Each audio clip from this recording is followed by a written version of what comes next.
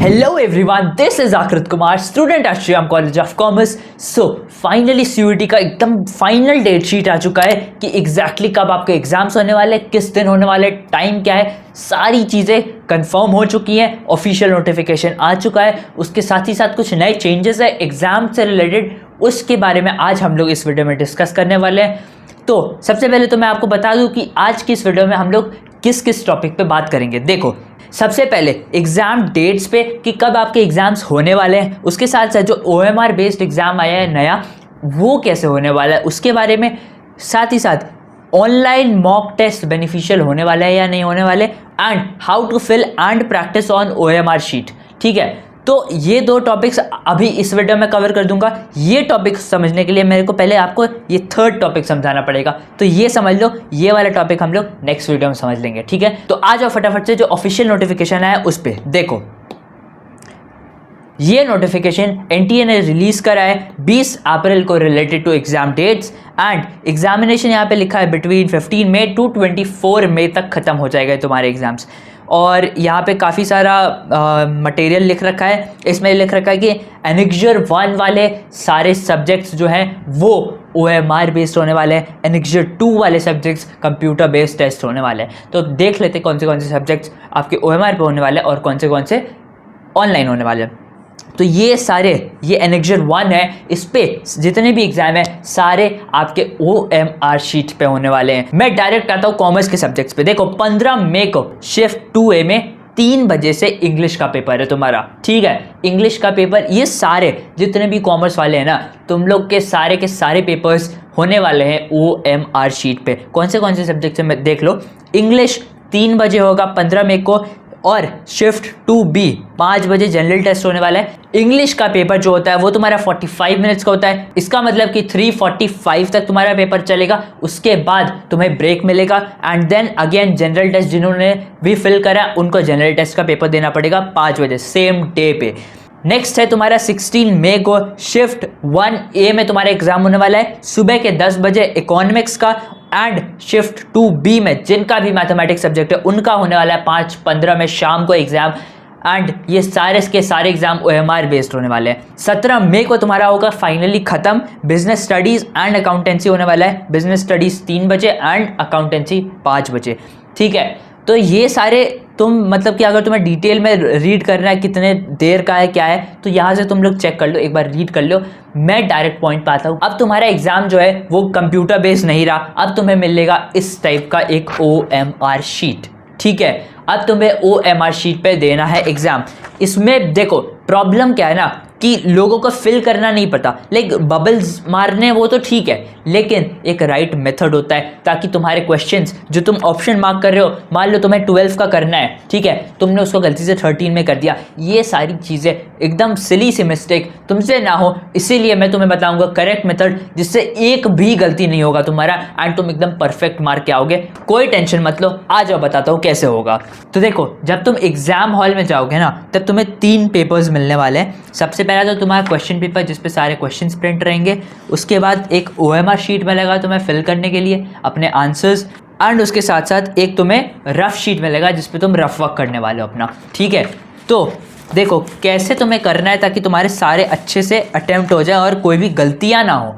तो सबसे पहले तुम्हें OMR पे अपने इन्फॉर्मेशन फिल करनी है, एंड उसमें भी सबसे पहले तुम अपना रोल नंबर फिल करोगे। मान लेते हैं इधर रोल नंबर 12 डिजिट का होता है तुम्हारा 233541604478। ठीक है, यहाँ पे तुमने लिख लिया। पेन जो यूज़ करने वाले हो बॉल पॉइंट पेन यूज़ करने वाले हो, बॉल पेन लेकर जाना, जेल पेन लेकर मत जाना प्लीज़। यहाँ पे तुमने रोल नंबर फिल कर दिया। उसके बाद यहाँ पे जैसे तुम्हारा यहाँ पे तुमने 2 लिखा है तो 2 पे फिल करना, ये 2 का पूरा फिल करना है। देखो यहाँ पे मेथड्स लिखे हुए, ऐसे पार्शियल नहीं करना, ऐसे जिगजैग नहीं करना, टिक नहीं करना है, नहीं क्रॉस करना है, तुम्हें ऐसे पूरा ब्लैक करके फिल करना है। ये मैं पूरा कर देता हूँ सारा का सारा फिल। तो देखो मैंने यह पूरा फिल कर लिया। तुम्हें कैसे करना है, सबसे पहले तुम एडमिट कार्ड से अपना रोल नंबर यहाँ पे छापोगे। जो एनरोलमेंट नंबर होता है वही तुम्हारा रोल नंबर है, या एनरोलमेंट नंबर कह लो, एप्लीकेशन नंबर कह लो, यही तुम्हारा रोल नंबर होता है। यहाँ पे फिल करना है। उसके बाद सर्कुलर मोशन में तुम्हें ये पूरा फिल करना है। ये करा, अपना नाम लिखना है इन रनिंग हैंड राइटिंग, अपने फादर का नाम लिखना है। अपनी सारी डिटेल्स फिल करने के बाद अब आता है क्वेश्चन का बारी। तो देखो, तुम्हें जैसे कि बिजनेस स्टडीज़ का पेपर है तुम्हारा, ये तुम्हारा क्वेश्चन पेपर है, ठीक है, ये तुम्हारा क्वेश्चन पेपर है। मैंने 5 क्वेश्चंस निकाल रखे हैं। तो क्वेश्चन दिया हुआ है, तुम्हें क्या करना है, सबसे पहले अपना रफ शीट निकालना है। तुम्हें रफ शीट तुरंत मिल जाएगा, जैसे ही तुम वहाँ पे जाओगे ना, तुम्हें को वहाँ पे रफ शीट दे देंगे। तुम्हें क्या करना है, यहाँ पे 1 2 3 4 5 6 7 8 ऐसे करके 50 तक उतार लेना है। तुम्हारे पास टाइम रहता है, एक्स्ट्रा टाइम रहता है, जब वो दे रहे होते हैं, सारी चीज़ें सेटअप कर रहे होते हैं, तब तक तुम ये सारी चीज़ें फिल कर लो और ऐसे बना लो। ऐसे करके 50 तक तुम्हें अपने रफ शीट में कर लेना है। तुम्हें एक्स्ट्रा मिल जाएगा, वहाँ पे इन्विजिलेटर से मांगना, तुम्हें एक्स्ट्रा रफ शीट मिल जाएगा अगर तुम्हें इसके बाद भी रफ करने के लिए चाहिए तो तुम्हें सबसे पहले पूरा 50 तक इसको फिल करना है। उसके बाद चालू करोगे तुम अपना क्वेश्चन पेपर से देखना, क्योंकि मैक्सिमम एग्जाम्स में क्वेश्चन पेपर में कुछ भी मार्क करना अलाउड नहीं रहता। इन्विजिलेटर्स वहाँ पे जो होते हैं वो मना करते हैं कि आपको क्वेश्चन पेपर में कुछ भी पेन से मार्किंग्स नहीं बनाने हैं। इसीलिए मैं बोल रहा हूँ, सबसे पहले सारे क्वेश्चंस लिख लेना, यहाँ पे 1 2 3 4 5 6 50 तक फिनिश कर लेना। उसके बाद यहाँ पे आना, क्वेश्चन पे रीड करना स्टार्ट करना कि क्वेश्चन क्या है। अब मान लो क्वेश्चन नंबर 1 यहाँ पे दे रखा है, arrange the following functions of management in a logical order. तो प्लानिंग दिया, ऑर्गेनाइजिंग दिया, स्टाफिंग, डायरेक्टिंग, कंट्रोलिंग, ये तो ऑलरेडी दिया रखा है। तो ABCDE ABCDE यहाँ पे मिला तुम्हें, इसको तुम यहाँ पे मार्क तो नहीं कर सकते, यहाँ पे कोई भी टिक नहीं लगाना है, कुछ भी नहीं करना है। तुम्हें क्या करना है, तुम्हें पता चल गया कि थर्ड आंसर सही है, ठीक है, तो यहाँ पे तुम यहाँ पे लिख लोगे 3, लिख लिया। तुम्हें कंफर्म है आंसर कि यहाँ पे इसका आंसर 3 होने वाला है। तुमने रफ शीट पे यहाँ पे 3 लिख लिया। OMR जो है यहाँ पे जो है अभी फिल नहीं करना, OMR शीट अभी फिल नहीं करना है, पहले तुम रफ शीट में सारा लिखोगे, ठीक है। थर्ड है, उसके बाद तुम सेकंड क्वेश्चन पढ़ रहे हो, according to functional foremanship gang boss is responsible for.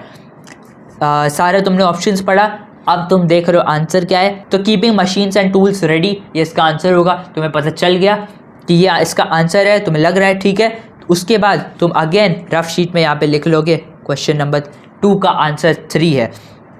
अब मान लेते हैं कि क्वेश्चन नंबर जो 3 है इसका आंसर तुम्हें कंफर्म नहीं है अभी, ठीक है। तुम कंफ्यूज्ड हो कि 4 होगा या 3 होगा, ठीक है, 4 या 3 कंफ्यूज्ड हो, तो यहाँ पे मार्किंग कर लो -4/3। एंड यहाँ पे डैश का मतलब है कि तुम्हें कंफर्म नहीं है आंसर, अभी तुम कंफ्यूज हो कि इसको अटेम्प्ट करना भी है या नहीं करना, एंड तुमने 2 पॉसिबल आंसर्स लिख लिए इसके, ठीक है। उसके बाद क्वेश्चन नंबर 4 देखो, dash plays a very important role in an organization as they interact with the actual workforce. इसमें से क्या होगा आंसर। अब देखो, मान लो कि क्वेश्चन नंबर 4 का तुम्हें आंसर नहीं पता, ठीक है, तुम्हें क्या करना है, क्वेश्चन नंबर 4 का तुमने यहाँ जगह छोड़ रखा है, तुम्हें एक बड़ा सा क्रॉस बना देना है कि तुम इसको कंफर्म है तुम्हें कि तुम इसको अटेम्प्ट नहीं करने वाले। अगर आंसर कंफर्म नहीं है बट तुम्हें लगता है कि तुम इसको अटेम्प्ट करने वाले हो तो तुम डैश बनाने वाले हो, और अगर तुम्हें लगता है कि तुम क्वेश्चन अटेम्प्ट ही नहीं करने वाले हो तो तुम उसमें एक बड़ा सा कट मार्क बना दोगे लास्ट में। जैसे कि मान लो कि ये तुम्हारा एक फाइनली आ गया, तुम्हें क्वेश्चन नंबर 5 में लास्ट में तुम्हें लगा कि इसका अटेम्प्ट कर देना चाहिए और इसका मुझे लग रहा है कि ऑप्शन नंबर 2 सही आंसर होगा, तुमने यहाँ पे लिख लिया। उसके बाद तुम OMR शीट पे आओगे, जैसे तुमने 50 के 50 लिख लिए। देखो, तुम्हें अटेम्प्ट करने हैं 40, ठीक है, टोटल मिला के 40, कि यहाँ पे ना तुम्हारे को काउंट करने में आसान हो जाएगा यार। तुम ही सोचो ना कि तुम्हें काउंट करके लिखना पड़ेगा कि तुमने एक्चुअली में अभी तक कितने अटेम्प्ट करे। अगर तुम 40 से ज़्यादा क्वेश्चन अटेम्प्ट कर दोगे तो ये जो पेपर है वो कंप्यूटर चेक करता है, एंड जो भी फर्स्ट 40 उसको मार्क्ड मिलेंगे वो वही आंसर ले लेगा, तुम्हारा नेक्स्ट आंसर नहीं लेगा। इसीलिए ध्यान रखो, तुम्हें एग्जैक्ट 40 यहाँ से ही गिन कर चलना पड़ेगा, और इस तरीके से तुम्हारे लिए आसान हो जाएगा कि एग्जैक्टली मेरे 40 क्वेश्चन कब हो गए। 1 एक हो गया, 2 दूसरा हो गया, तीसरा अटेम्प्ट किया, 3 क्वेश्चन अटेम्प्ट किए, यहाँ से तुम डायरेक्टली पता कर सकते हो यार, यहाँ पे मार्किंग्स लगा देना कि तुमने ये सारे कंफर्म हो गए, तुम्हें यही अटेम्प्ट करने हैं, यही फिल करना है, तो तुम्हारे लिए कंफर्म हो जाएगा कि कितने क्वेश्चंस तुमने अटेम्प्ट करने हैं। अब आ जाओ OMR शीट पे कि फिल कैसे करना है। तुमने यहाँ पे एक इसको साइड रखा, इसको साइड रखा, ठीक है, 1 का 3, 1 का 3, सर्क्यूलर मोशन में इसको पूरा फिल कर रहे हो, फिल किया, ये हो गया, ठीक है। तो इसी तरीके से तुम अपना देखो, क्वेश्चन नंबर 3 में तुम्हारे को श्योर नहीं है, तुमने छोड़ रखा है, यहाँ पे डैश लगा रखा है एंड तुम्हें लास्ट तक कंफर्म नहीं हुआ, तुम इसको छोड़ दोगे, देखोगे नेक्स्ट कौन सा डैश वाला है मेरा, यहाँ पे किस क्वेश्चन के आगे यहाँ पे ऐसा डैश लगा है, तो तुम्हें दिख रहा है कि क्वेश्चन नंबर 5 के आगे है एंड यहाँ पे मैंने 2 लिख रखा है, तो तुम 5 का 2 यहाँ पे मार्क कर दोगे, ठीक है। इससे क्या होगा ना कि तुम्हारे गलत होने के चांसेस हैं कि मैंने मान लो कि तुमने क्वेश्चन नंबर 4 छोड़ दिया था, ठीक है, उसके बाद 5 का तुम्हें 2 लगा, अब तुमने मान लो गलती से 4 में 2 भर दिया, ठीक है, एंड लास्ट में तुम देख रहे हो कि मेरे को तो 5 का आंसर करना था, मैंने 4 में फिल कर दिया, अब क्या करें। तो उस केस में तुम कुछ नहीं कर पाओगे, ये तुम्हारा रॉन्ग हो जाएगा। इसलिए द बेस्ट वे इज कि तुम एक सारे क्वेश्चंस को यहाँ पे लिख लो, जो क्वेश्चंस नहीं समझ आ रहे उसके लिए बड़ा सा क्रॉस बनाओगे, जो क्वेश्चंस तुम्हें लगता है कि कंफ्यूजन है उसके लिए डैश करोगे, एंड जिसमें कंफर्म है उसमें डायरेक्ट लिख दोगे कि ये वाला ऑप्शन कंफर्म है, और लास्ट में काउंट करने के लिए तुम ऐसे ऐसे मार्किंग करते रहोगे कि कौन से तुम्हें मार्क करने हैं OMR शीट में, ठीक है। और फाइनली तुम OMR शीट में करोगे इसको। देखो, एक बार में डायरेक्ट एग्जाम हॉल में आई नो कि वहाँ पे डायरेक्ट जाके बैठोगे तो नहीं होगा, बट अभी से थोड़ा प्रैक्टिस स्टार्ट करोगे ना OMR शीट्स पे तो आराम से कर लोगे, आई नो। नेक्स्ट वीडियो में हम लोग बात करेंगे जिन्होंने ऑनलाइन मॉक टेस्ट ले रखा है उन्हें OMR शीट से कैसे प्रैक्टिस करनी है। तो मिलते हैं हम लोग नेक्स्ट वीडियो में।